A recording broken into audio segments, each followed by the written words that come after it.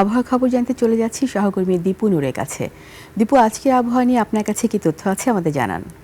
জি ধন্যবাদ রিতা আপনাকে। দর্শক, আজ ১৬ই মে ২০২৬। আবহাওয়া অধিদপ্তরের দেওয়া সবশেষ তথ্য মতে আবহাওয়া অফিস জানিয়েছে সারা দেশের আকাশ প্রধানত শুষ্ক এবং আংশিক মেঘাচ্ছন্ন থাকতে পারে।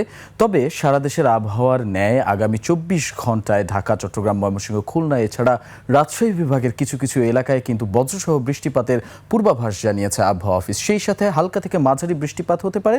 এছাড়া আকাশ কিন্তু সারা দেশেই মেঘাচ্ছন্ন থাকবে। এই মুহূর্তে ঢাকা সহ কয়েকটি জেলার তাপমাত্রার দিকে লক্ষ্য করলে আমরা দেখতে পাচ্ছি ঢাকায় রয়েছে 29 ডিগ্রি সেলসিয়াস, কক্সবাজারে দেখতে পাচ্ছি 30 ডিগ্রি, এছাড়া বরগুনাতেও 30 ডিগ্রি সেলসিয়াস দেখতে পাচ্ছি।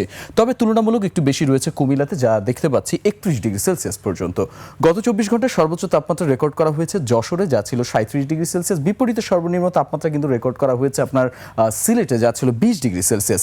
এছাড়া আবহাওয়া অফিসের আরও একটু তথ্য মতো যদি জানিয়ে রাখি, ঢাকায় আশপাশের এলাকায় সর্বোচ্চ তাপমাত্রা রেকর্ড করা হয়েছিল গত 24 ঘন্টায় 33 ডিগ্রি সেলসিয়াস। এছাড়া আগামী 24 ঘন্টায় ঢাকা এবং তার আশপাশের এলাকায় কিছুটা 30 থেকে 40 কিলোমিটার বেগে উত্তর পূর্ব দিক থেকে বাতাস প্রবাহিত হতে পারে বলে জানিয়েছে আবহাওয়া অফিস।